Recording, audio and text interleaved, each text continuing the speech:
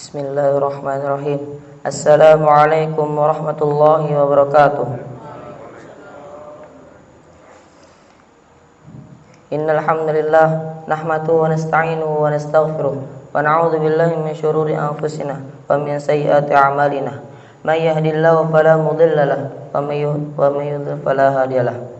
Asyhadu an la ilaha illallah wa asyhadu anna Muhammadan abduhu wa rasuluh. Amma ba'd. Segala puji dan syukur kehadirat Allah yang telah memberikan kepada kita begitu banyak nikmat, yang diantaranya adalah nikmat Islam, nikmat iman, nikmat sehat, dan nikmat bisa berkumpul di masjid ini yang insyaallah dimuliakan oleh Allah Subhanahu wa taala.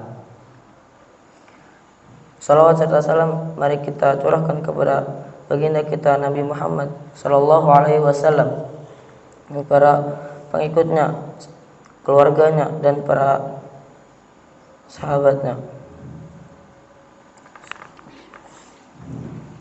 Berdirinya saya di sini akan membacakan suatu hadis dari Rasulullah SAW yang berjudul menjaga lisan. Inna rajula sa'ala Rasulullah sallallahu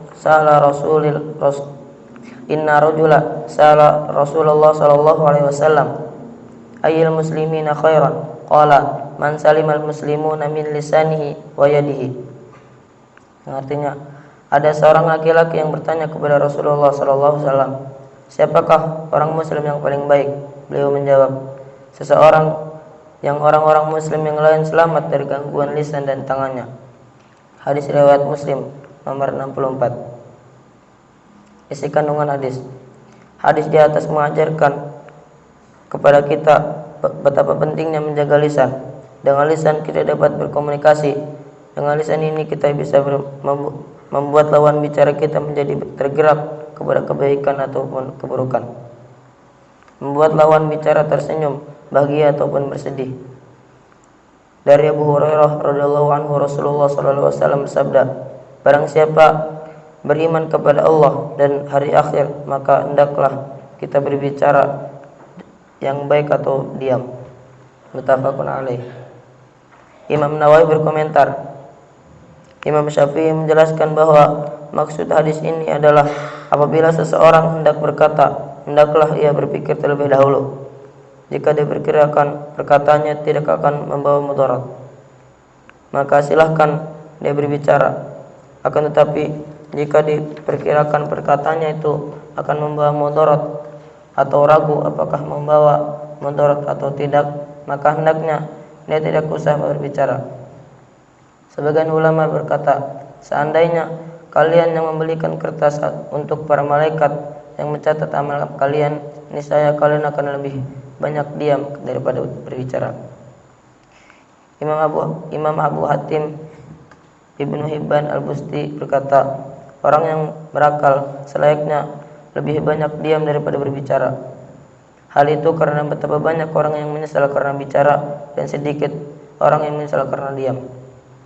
Orang yang paling celaka dan paling besar mendapat bagian musibah adalah orang yang lisannya senantiasa berbicara, sedangkan pikirannya tidak mau jalan. Sebaiknya seseorang berpikir dulu sebelum berbicara, siapa tahu karena lisannya dia akan dilempar ke neraka.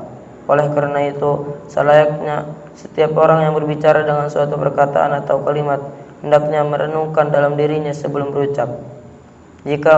Jika memang ada manfaatnya, maka dia baru berbicara. Namun jika tidak, hendaklah dia menahan lisannya. Dari Abu Hurairah radhiyallahu anhu, Rasulullah sallallahu alaihi wasallam bersabda, sesungguhnya seorang hamba yang mengucapkan suatu perkataan yang tidak dipikirkan apa dampak-dampaknya akan membuatnya terjerumus ke dalam neraka yang dalamnya lebih jauh dari jarak timur dengan barat. Hadis riwayat Bukhari nomor 6477 dan Muslim nomor 2988. Ayat Al-Quran yang berkaitan dengan hadis. Allah Subhanahu wa taala berfirman yang artinya, dan orang-orang yang menyakiti orang-orang mukmin, laki-laki dan perempuan tanpa ada kesalahan dan yang mereka perbuat, maka sungguh mereka telah memikul kebohongan dosa yang nyata. Quran surat Al-Ahzab ayat 58. Allah Subhanahu wa taala berfirman, wahai orang-orang yang beriman, Bertakwalah kamu kepada Allah dan ucapkanlah perkataan yang benar. Quran Surat Al-Ahzab ayat 70. Allah Subhanahu wa Ta'ala berfirman, tidak ada suatu kata yang diucapkan melainkan ada di sisinya malaikat pengawas yang selalu siap mencatat. Quran Surat Qaf ayat 18. Sebelum kita tutup pembacaan hadis pada pagi hari ini, alangkah baiknya kita bermunajat atau berdoa kepada Allah Subhanahu wa Ta'ala. Mari kita awali dengan baca surat Al-Fatihah.